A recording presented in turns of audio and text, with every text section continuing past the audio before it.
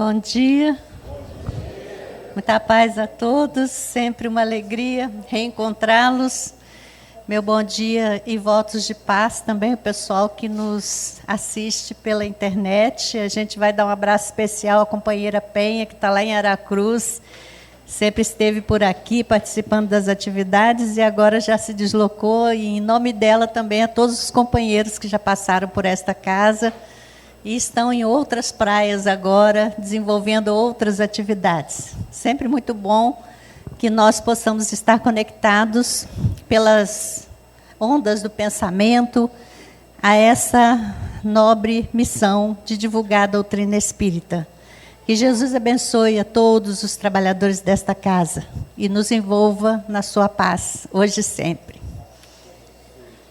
O tema educação do pensamento é dentre tantos temas que nós podemos analisar à luz da doutrina espírita.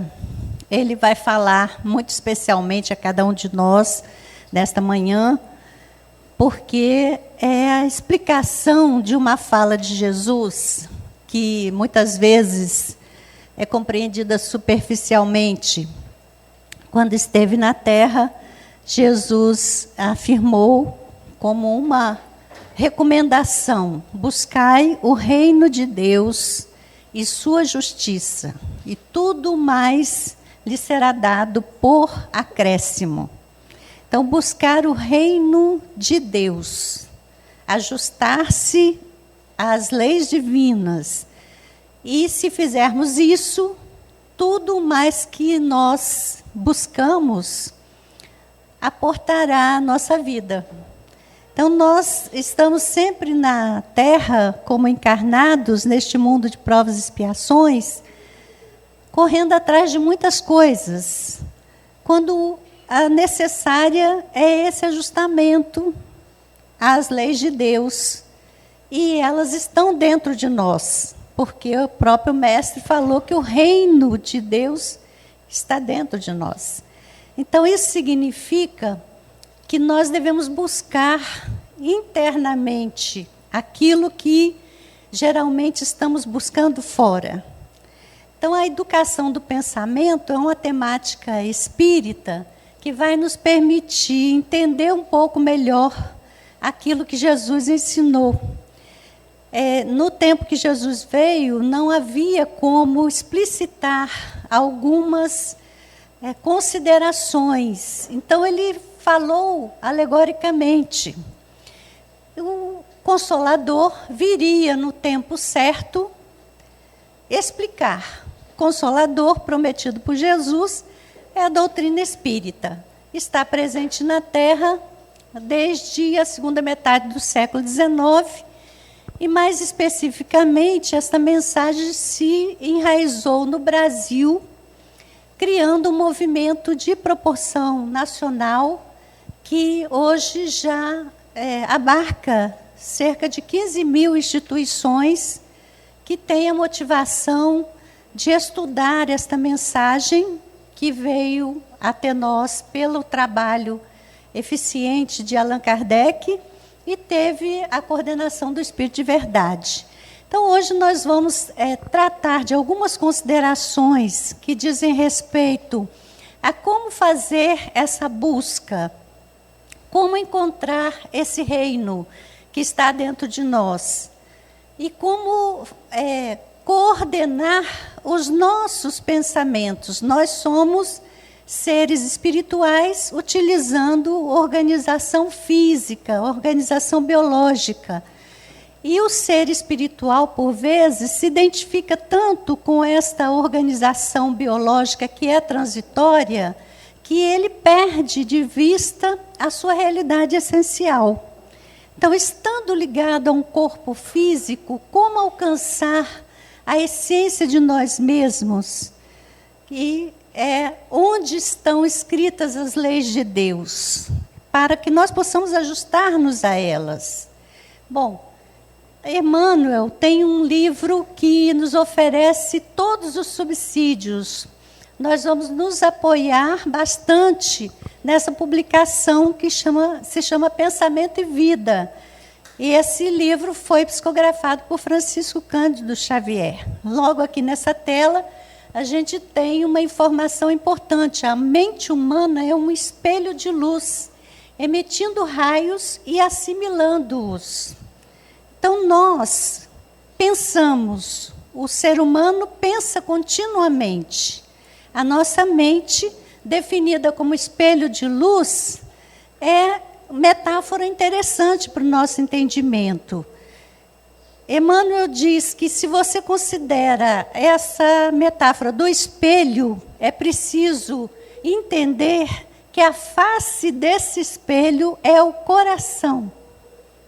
E o centro das ondulações desse espelho é o cérebro. Nós estamos ligados a uma organização biológica. Então, o nosso cérebro encerra a nossa mente.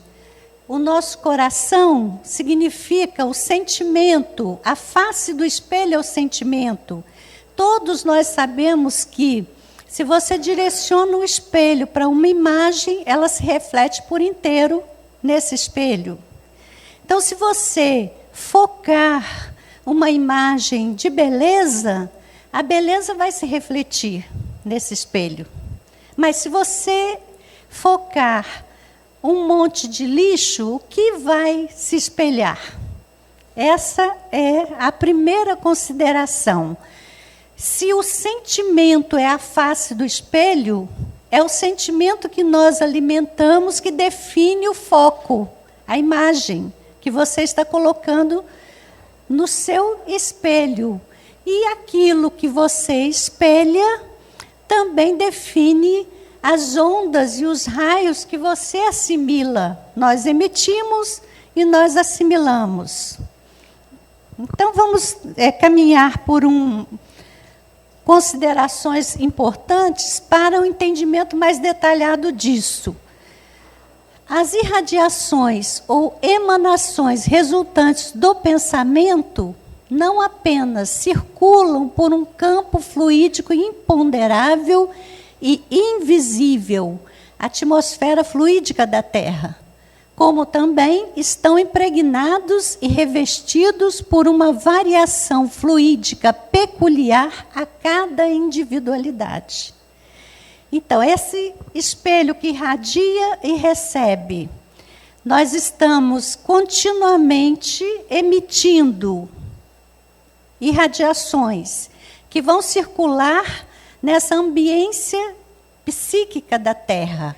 Assim como a Terra é envolvida por uma atmosfera composta de ar, ela também é envolvida por uma psicosfera. É uma camada de energia que reflete os pensamentos produzidos pela humanidade terrena. Então, cada um contribui para a formação dessa psicosfera. E também está ali bem claramente definido que cada um constrói a sua atmosfera pessoal. Nós estamos emitindo raios e esta irradiação se espalha pela psicosfera, mas ela está continuamente em torno de nós mesmos, definindo uma ambiência que nos particulariza, nos identifica.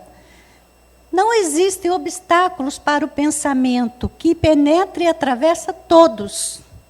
Então, não há nada que impeça o nosso pensamento de se irradiar, existindo apenas uma força capaz de ampliar ou restringir a sua ação. E essa força se chama vontade. Nós somos seres dotados de vontade. A nossa vontade é a única força capaz de dominar, dirigir, restringir ou ampliar as irradiações do nosso pensamento.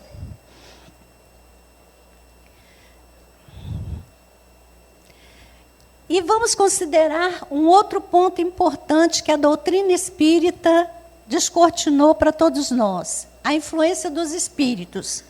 Antes do espiritismo, pensávamos que os que morriam, que desencarnavam, estariam segregados do nosso convívio, habitando um inferno ou habitando um céu ou um purgatório.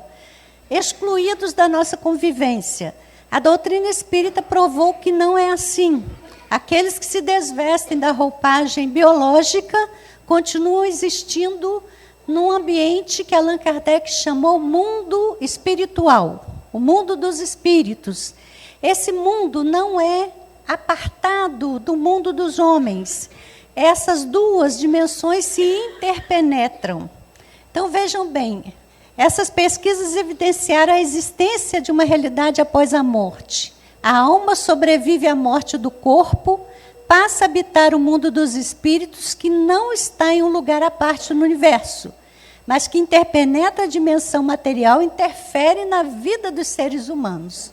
Então, quando nós estamos estudando pensamento, nós temos que considerar essa população invisível que interage conosco, e os nossos pensamentos podem refletir essa presença que está no ambiente em que nós vivemos, mas invisíveis aos nossos olhos. São presenças invisíveis aos olhos biológicos, mas estão perceptíveis ao espelho da alma, à mente.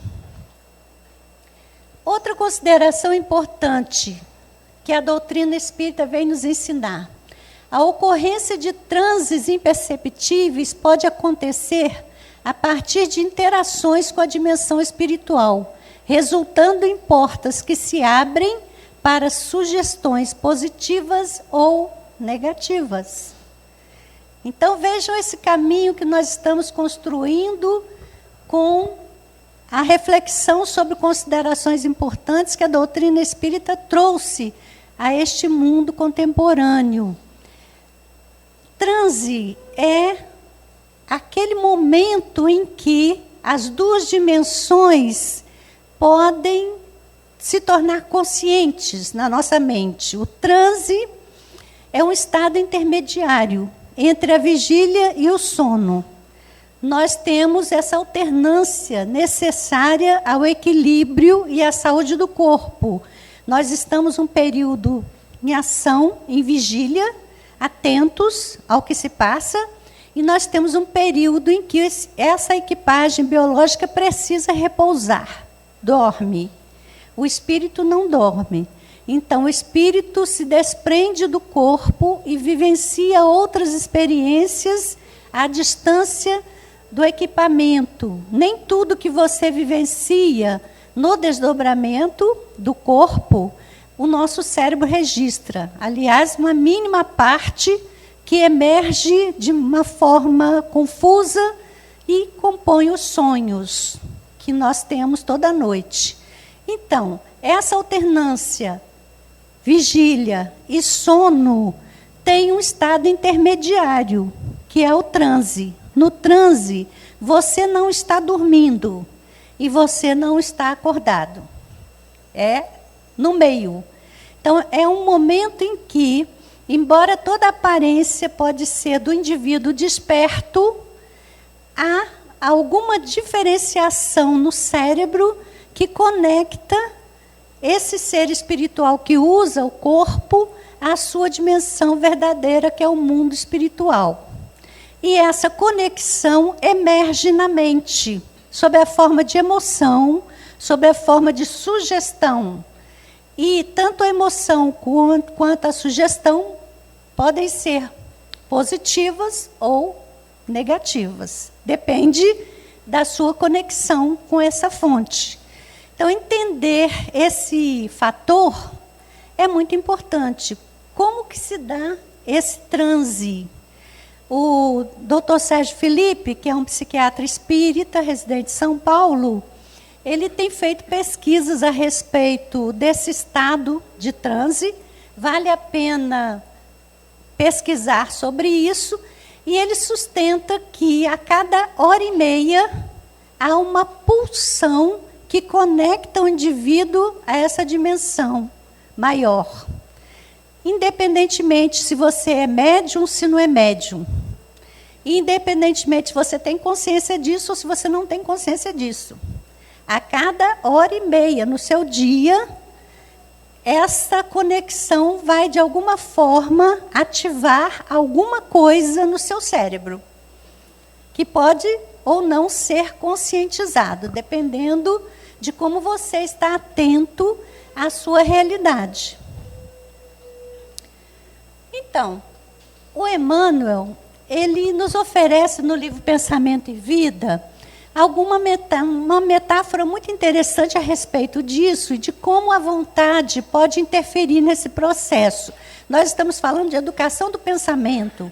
Nosso pensamento é contínuo. Se você não disciplinar, você encadeia ideias que interferem na sua dinâmica orgânica e até na sua fisiologia. Pode gerar alterações muito significativas no corpo e pode até gerar doenças. Então, Emmanuel vai nos apresentar um modelo interessante que dá para a gente analisar.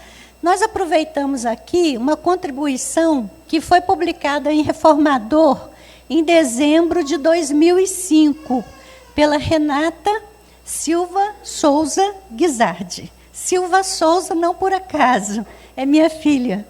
A Renata, ela elaborou um estudo sobre esse pensamento de Emmanuel, sobre essa proposta, e ela apresenta esse artigo que foi publicado na revista Reformador, da FEB, nesse ano 2005, está acessível para pesquisa.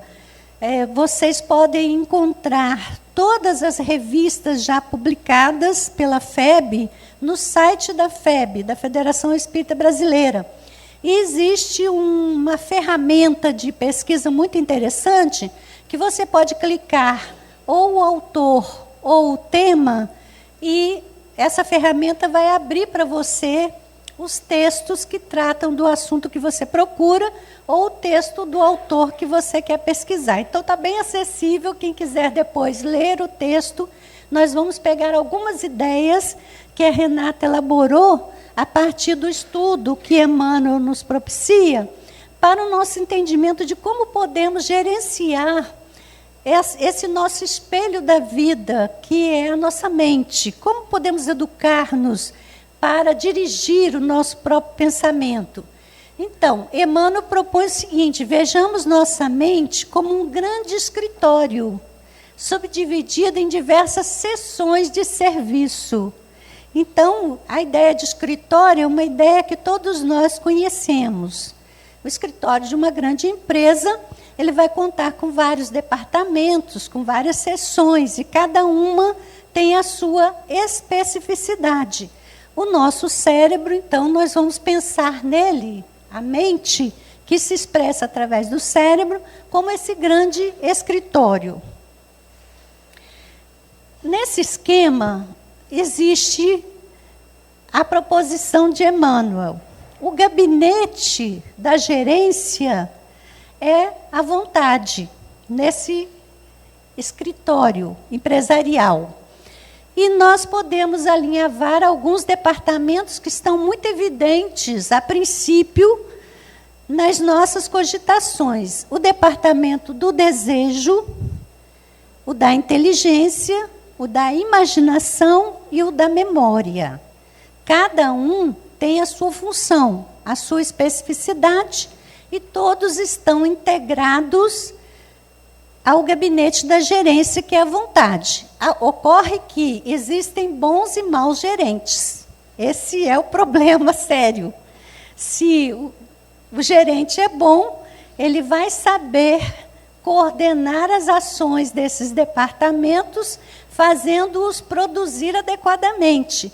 Se o gerente não é bom, cada departamento vai funcionar um pouco aleatoriamente, e muitas vezes um departamento se confronta com o outro, gerando grandes conflitos para essa empresa.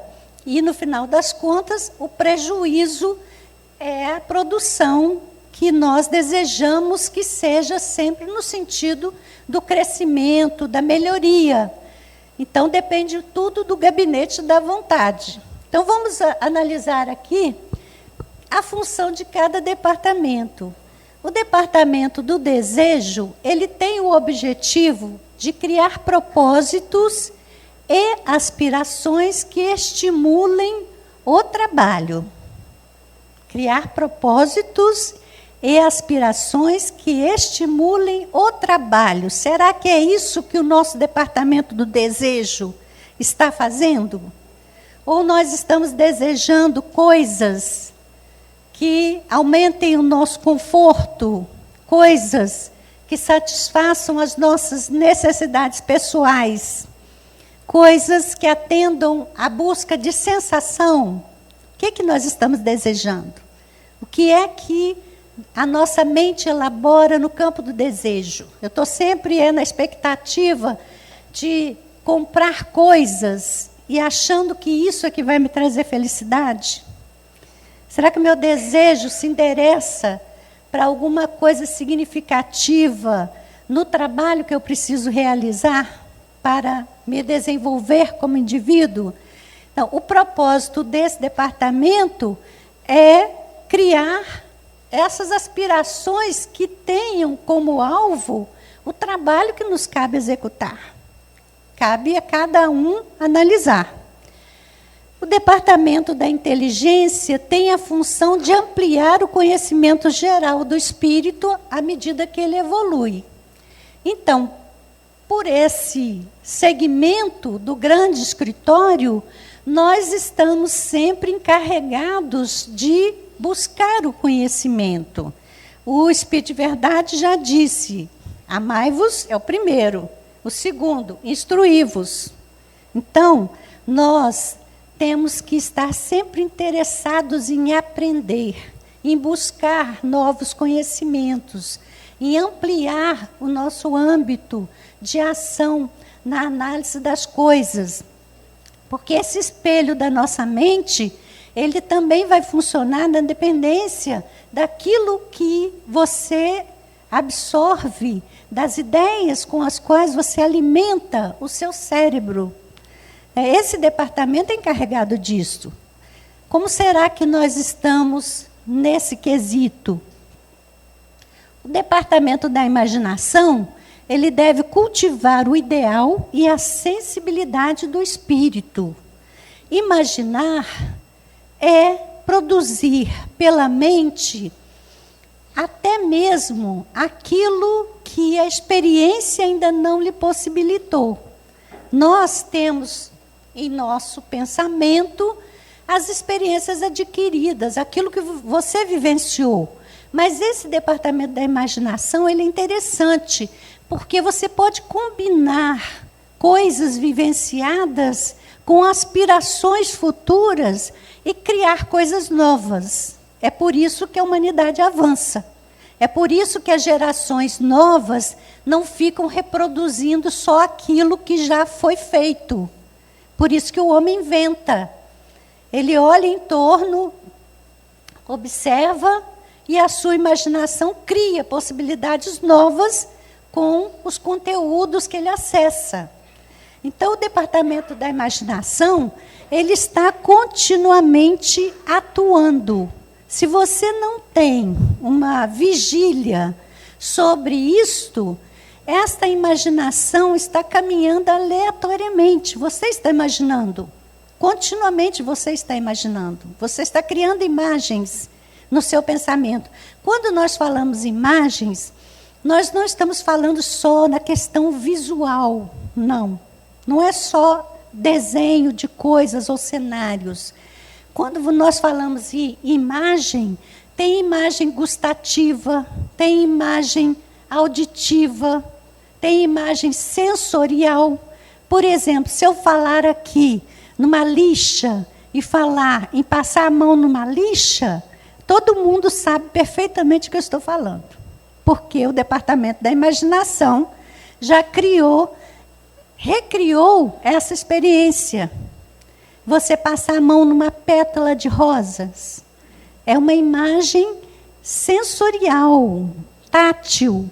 Mas também você vai perceber, quando eu falo rosa, você pensa na imagem, no macio da pétala, mas você imagina também o perfume. É uma imagem olfativa. Nós temos tudo isso na nossa mente. Se você fala assim, chupar um limão, imediatamente dá uma reação de salivação e uma sensação estranha na face, pelo gosto que a gente recria. O cérebro não sabe se você está chupando mesmo um limão ou se você está criando a imagem de chupar o limão. Então, o corpo se comporta de acordo com a experiência imediata, embora ela não esteja acontecendo. Percebe a importância desse departamento da imaginação? E nós falamos que nós estamos em contato com uma realidade invisível.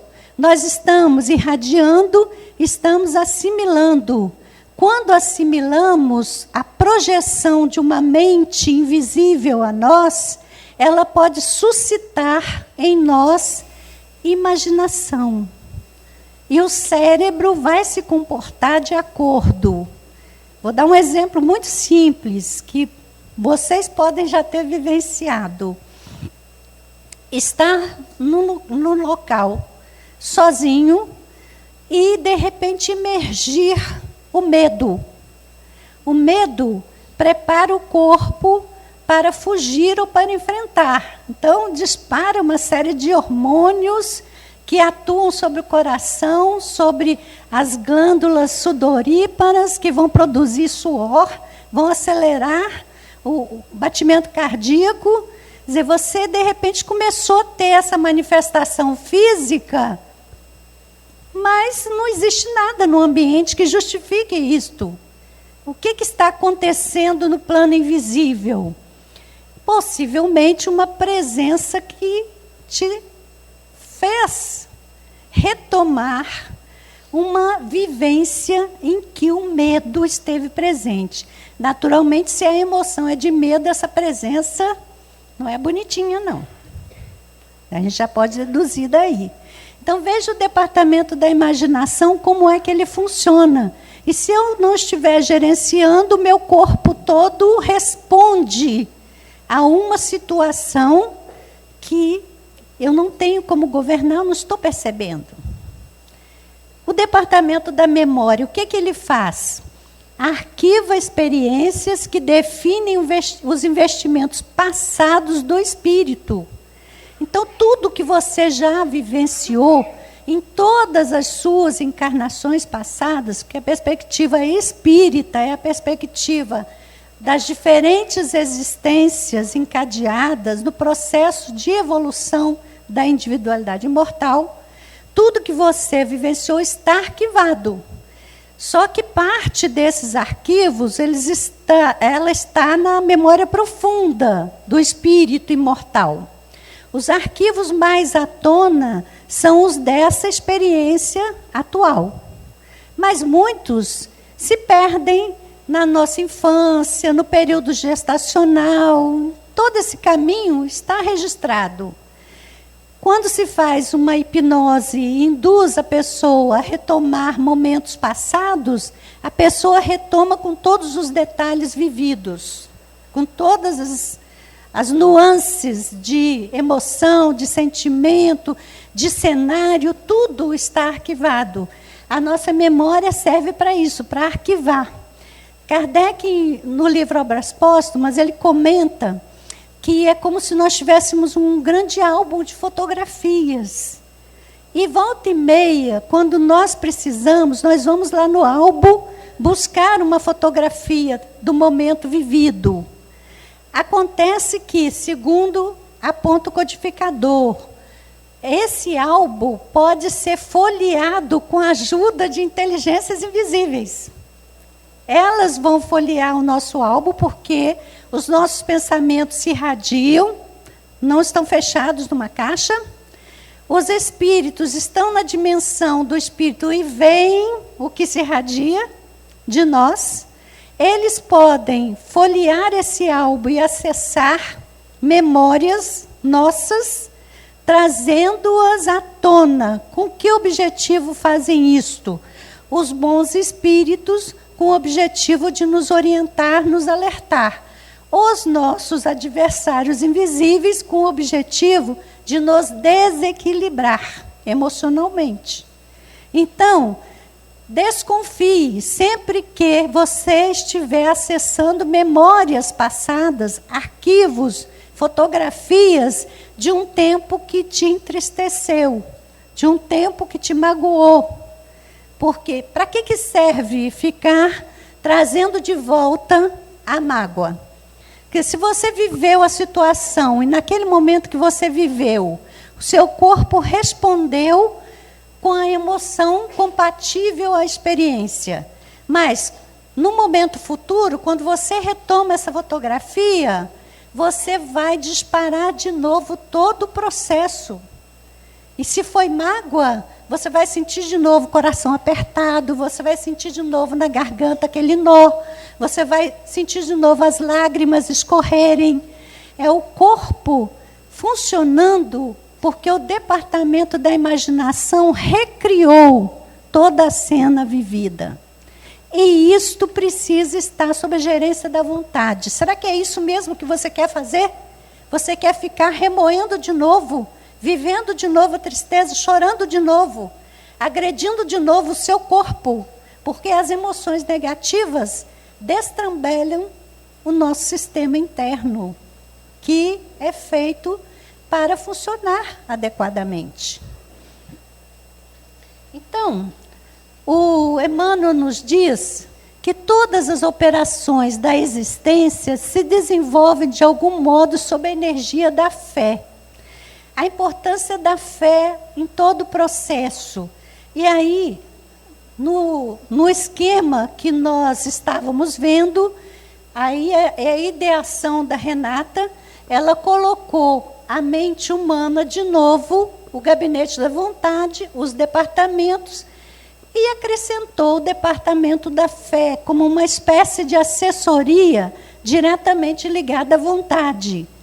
E Jesus já nos disse que se você tiver fé do tamanho de um grão de mostarda, você remove montanhas. Então, se você trabalha a fé vai atuar diretamente sobre a vontade, fortalecendo a sua vontade.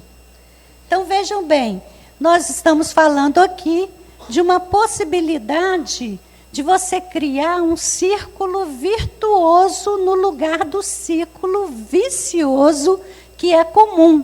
Nós estamos aí na experiência humana, vivemos em contato com pessoas, os nossos pensamentos se irradiam, nós emitimos e recebemos, tudo isso se espelha na nossa mente, gerando um processo de funcionamento da equipagem psicofísica de acordo com a emoção que esses pensamentos vão nos trazer.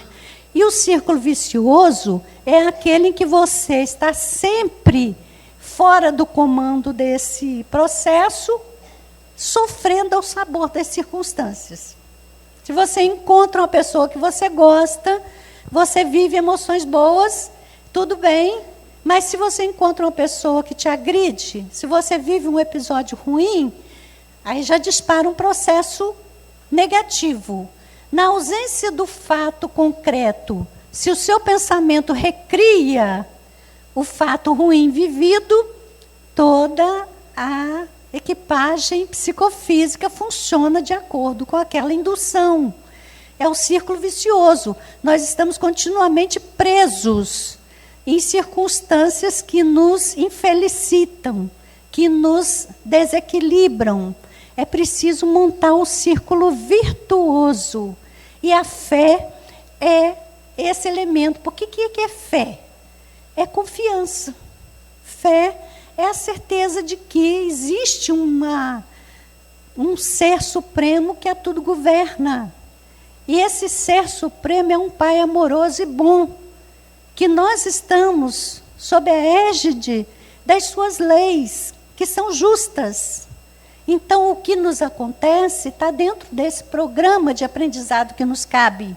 A fé, a confiança, vai nos fazer olhar de uma maneira diferente a experiência que está em curso. E vai fortalecer a nossa vontade para estabelecer o império dessa gerência esclarecida que coordena as diferentes funções. Deu para perceber direitinho esse esquema? Então, vamos lá. Como fazer para nós governarmos esse processo, então? Aí já vem uma proposição importante de treinamento, porque não é pelo fato de você saber isso agora que você vai sair daqui e vai fazer, vai resolver o problema. Não. Você vai ter que fazer um caminho de exercício. O primeiro passo desse caminho é aprender a tomar consciência do corpo e aprender a dominar o corpo. Então, a gente chama isso relaxamento físico. O relaxamento físico é uma possibilidade que nós temos de tomar consciência das tensões musculares e relaxar essas tensões. Porque o que acontece? O nosso cérebro, ele está continuamente em ação, gerenciando a máquina física. Se eu estou tensionando todos os músculos da minha máquina física, o cérebro está com superatividade, sobrecarregado, e não me dá muito espaço para perceber o que ocorre na intimidade de mim mesmo. Eu estou concentrado, toda a força está concentrada na periferia, que é o corpo. Nosso corpo é a vestimenta que nos propicia a interação no mundo material.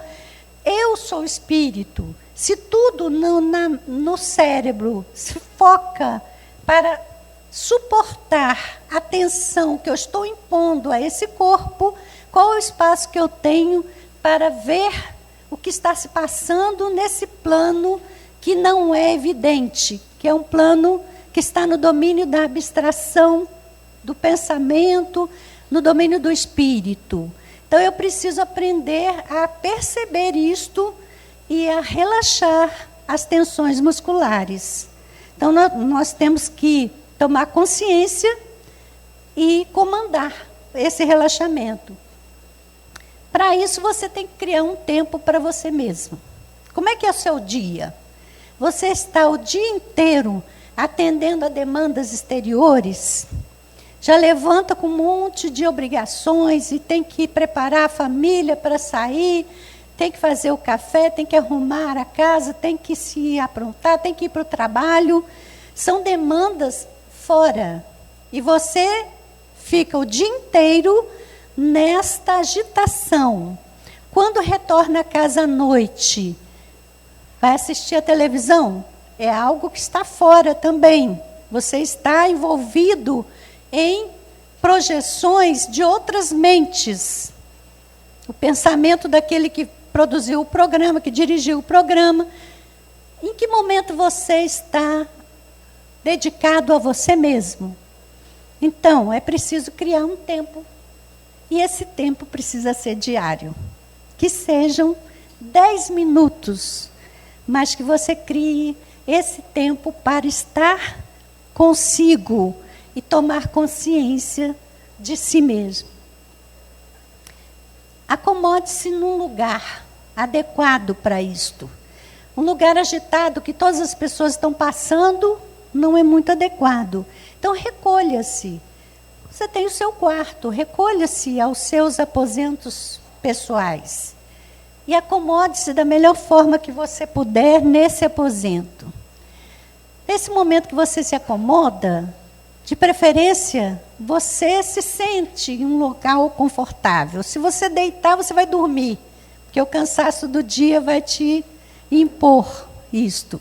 Mas se você se sentar, é mais difícil que você durma. Então, se acomode confortavelmente, tome consciência do seu corpo e comece a observar quais são os músculos que você está tensionando. E comande os músculos para que se soltem. Comande os músculos para relaxar. Deixe a mente solta. Já observaram isso? Quando você fecha as suas janelinhas para o mundo exterior, fecha os olhos, abstrai dos ruídos em torno, porque você não vai encontrar um ambiente absolutamente silencioso. Você vai ter que abstrair os ruídos de fora.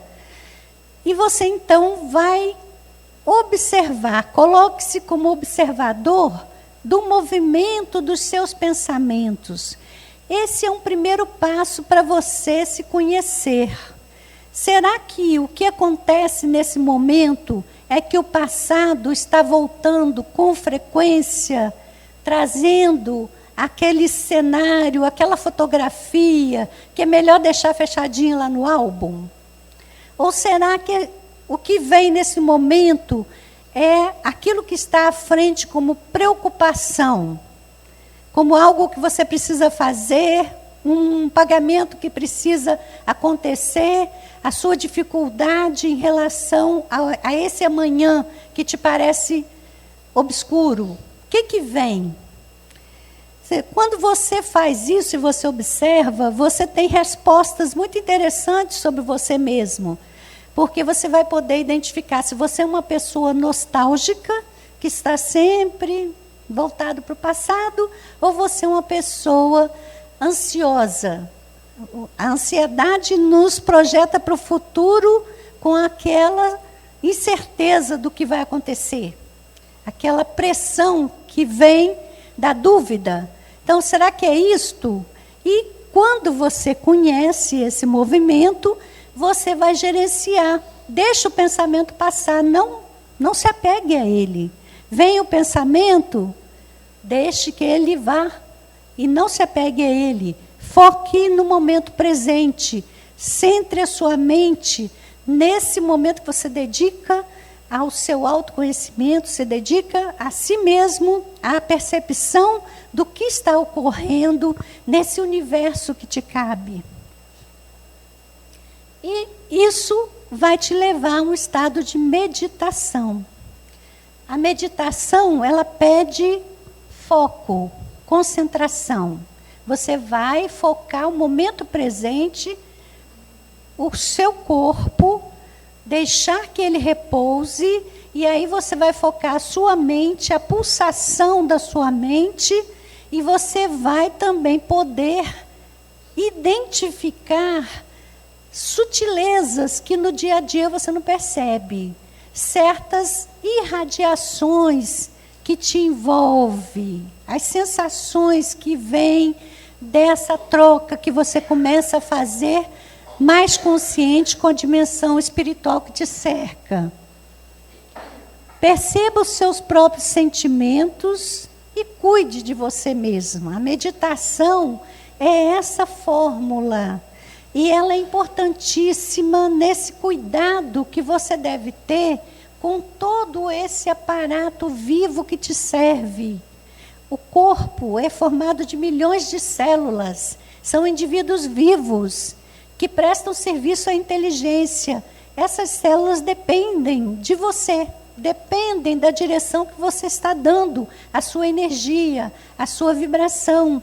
Então, comande para que estas criaturas se acalmem e se asserenem diante da inteligência que agora é consciente de si mesmo e do que quer para si mesmo. Cuidar-se é uma forma de amor recomendada por Jesus. Interessar-se por si mesmo, usar a inteligência e os conhecimentos adquiridos para equilibrar a própria vida é manifestação do amor. E é a fonte da paz. Se eu não tenho cuidado de mim, que paz pode existir nesse universo que me cabe? As células se destrambelham, os órgãos adoecem, agridem o meu momento com a dor, e eu passo a viver para dar respostas a essas questões que são transitórias. Quando o espírito imortal, ele está presente na Terra para se aprimorar. O corpo é um instrumento, e o corpo obedece à direção que lhe dá a inteligência, que é o espírito. A inteligência consciente de si, que é o espírito. Nós falamos que as células são indivíduos vivos e as células também têm acoplado a elas o princípio inteligente em evolução. Mas esse princípio inteligente está numa fase incipiente. Não tem a condição que a inteligência que já nos caracteriza de comandar, de tomar essa consciência da existência de Deus, da existência do universo, da nossa presença nele e das nossas finalidades aqui na Terra. Então, se você não se ama, jamais você vai conseguir amar o próximo. Então, quando a gente fala para cuidar de você, não é a movimentação egoísta da persona que só vê a aparência e está cuidando de melhorar a pele, de melhorar a forma, tudo bem, isso faz parte. Não está a criatura impedida de se apresentar da melhor forma que ela consiga se apresentar, mas isso não pode ser o foco central das suas preocupações. O corpo é só a sua expressão. Então, o importante é esse cuidado de si como ser espiritual. E aí o equilíbrio é que vai fazer a beleza. Não adianta você cuidar tanto da aparência exterior se não há um equilíbrio que expresse no olhar a serenidade da consciência em paz consigo mesma. Então, você pode estar com uma aparência formosa, mas é só um verniz que o tempo se encarrega de descascar, porque ninguém sobrevive ao passar dos anos, né? Então, nós temos que estar atentos a isso, cuidar de si como ser espiritual que você é. E esse cuidado implica a gerência do seu pensamento, a educação para isto. É um caminho, perceberam isso? Que é um caminho? Você tem que aprender a fazer, não é fácil fazer. Se fosse fácil, todo mundo já estava fazendo. Não é fácil fazer. Primeiro tem que ter a disciplina de exatamente criar esse momento, esse tempo em que você se dedique a esse processo de desenvolvimento. E nós temos que considerar, aqui na questão 843 do Livro dos Espíritos, o fator mais importante. Nós temos o livre-arbítrio. Nós podemos escolher. Porque sem o livre-arbítrio nós seríamos máquinas, nós seríamos robôs, dizem os espíritos. Não somos robôs. Nós nos robotizamos pelo relaxamento da vontade. Mas a vontade pode gerenciar. Mas só vai fazer isto se eu escolher esse caminho. O mundo nos atrai, o mundo nos enreda, nos envolve, nos impõe amarras, que Jesus chamou jugo. É um jugo pesado, o jugo do mundo. Mas nós podemos escolher o jugo leve de Jesus. E esse jugo leve aponta nessa direção. A direção em que você, como ser livre, escolhe o caminho do seu aprimoramento pelo exercício disciplinado em busca de gerenciar o seu próprio cosmos individual. Você é o responsável. Ninguém vai responder pelos fatores que você disparar na sua vida por ausentar-se do comando que te cabe.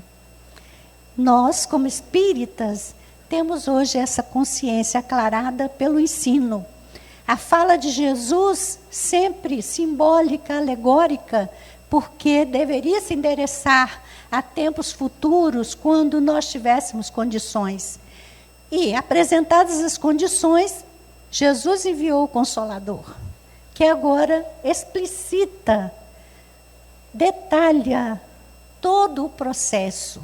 Se não escolhermos esse caminho, estaremos nos candidatando à ação didática da dor, a grande mestra que vai acabar por nos ensinar de qualquer forma, porque ninguém está excluído da felicidade futura que Deus nos reserva.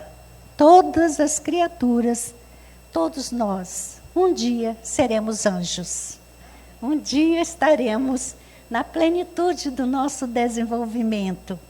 Um dia estaremos na gerência plena de nós mesmos. Por que não começar agora?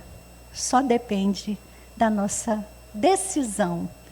Que Jesus abençoe e fortaleça a todos nós, para que essa escolha seja a escolha consciente dos caminhos que nos cabem. Muita paz. Não tem poesia, não? O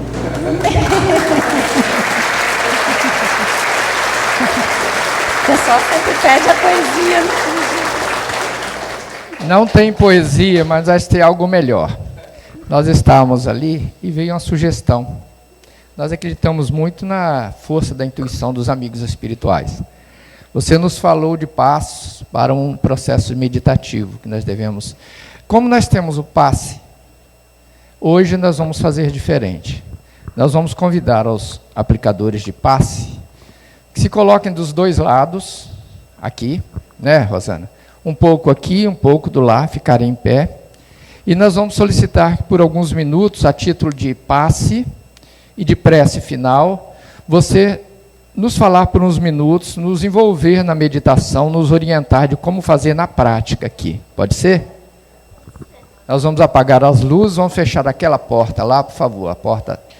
Por os aplicadores de passe, um pouco de cada lado, vamos estender as mãos e todos nós vamos participar desse processo que ela vai nos conduzir aqui por alguns minutos. Pode ser, Dalva? Pode ser. Então, vamos pensar o seguinte: o processo é pensamento, o processo é mental. Os médiuns não precisam necessariamente estender as mãos. Estender as mãos é só um símbolo dessa doação neste momento, mas pode cansar ficar com as mãos estendidas. Então, fiquem à vontade, os que se sentirem à vontade para fazer o movimento, façam, mas não é necessário. O importante é que nós possamos assumir uma posição mais confortável neste momento. Quem está sentado, apoiar bem as costas, fechar os olhos, mas manter a cabeça erguida, procurar abstrair os ruídos externos, focar agora toda a nossa atenção na música que está no fundo e na voz que comanda o processo. Quem está em pé vai procurar não enrijecer as pernas, flexionar um pouquinho os joelhos para não tensionar e vai manter a postura ereta. E com os nossos olhos fechados, quando relaxamos a musculatura, nós vamos perceber a nossa própria respiração.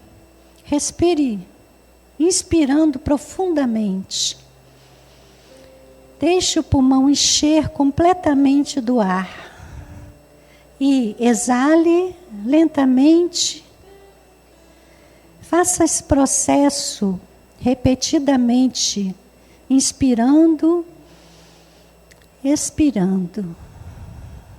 E durante o exercício da respiração, solte a musculatura da testa.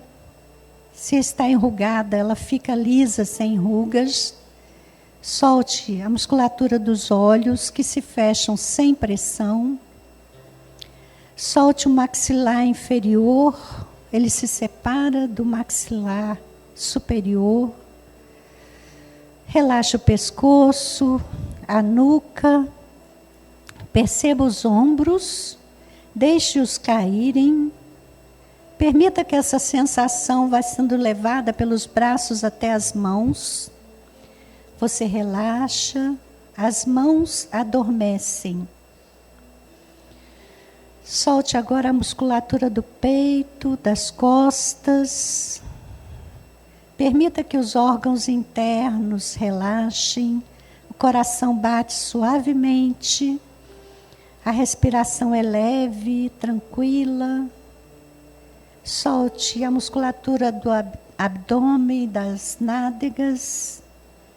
Permita que essa sensação vá descendo pelas pernas, Você relaxa a musculatura das coxas, os joelhos se afastam. Permita que esta sensação vá até os pés. Você relaxa, os pés adormecem.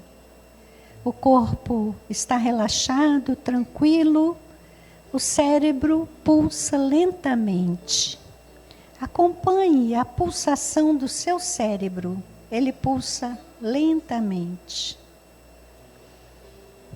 No estado de relaxamento, nós vamos usar o potencial da imaginação e vamos visualizar no meio desta sala, acima de todos nós, uma fonte de luz, como se fosse uma estrela.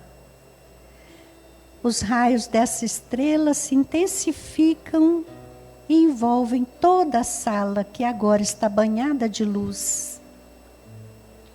Esta luz penetra o seu corpo pelo alto da sua cabeça, ilumina o seu cérebro e você vai conduzi-la lentamente para iluminar a sua face, seu pescoço, seu tórax, seu abdômen, seus membros. Você está banhado em luz. Da sua mente, do seu coração, também saem raios de luz. São raios que têm o colorido pessoal, a sua cor pessoal. Eles se irradiam e se combinam aos raios emitidos por todas as pessoas aqui presentes. Nós vamos ver que todas as cores, quando se fundem, recompõem a luz branca, a luz irradiante, que é símbolo de Deus, nosso Pai, nosso Criador. É símbolo da sabedoria e da paz. É símbolo da iluminação. E vamos manter na nossa mente essa imagem das cores que se fundem e compõem a luz branca. E vamos dizer a Deus, nosso Pai: Senhor Deus, Pai de infinita misericórdia, louvamos-te a sabedoria e a misericórdia que nos permite estar aqui nesta manhã, entrando em contato com os seres espirituais que nos amparam, que nos protegem. Queremos, Senhor, neste momento, visualizar esta luz que nos ilumina e preenche os espaços dessa sala, extrapolando os limites das edificações humanas, para se espalhar por toda a parte na forma de paz. A tua paz, Senhor, a paz que Jesus nos prometeu, que ela se estenda sobre o nosso mundo em conflito e ampare em toda parte as vítimas da violência, mas sensibilize também os corações que ainda promovem a violência. Que todos nós, iluminados neste momento, Senhor, possamos agasalhar conosco essa energia renovadora, mantê-la circulando em nosso organismo. E quando daqui nos ausentarmos, Pai, possamos levá-la aos companheiros com quem convivemos no dia a dia de nossas vidas. Que essa luz se irradie de nós e noticie para todos aqueles com quem convivemos que somos todos teus filhos, herdeiros do universo. Vamos sentir este momento de paz. Vamos sentir que essa luz efetivamente produz os efeitos de equilíbrio de todas as nossas células. E vamos sentir que a oração feita em conjunto, embora a pequenez das nossas condições, se multiplica nas mãos dos servidores de Jesus, em muitas bênçãos, que rogamos, Pai, se espalhem por toda a terra. Sê conosco, Senhor. ampara esta casa, seus trabalhadores, para que esse foco de luz nunca se apague. Que assim seja. Então vamos voltar às nossas condições normais, mexer os pés, os braços, abrir os olhos. Todo mundo bem? Que Jesus nos abençoe.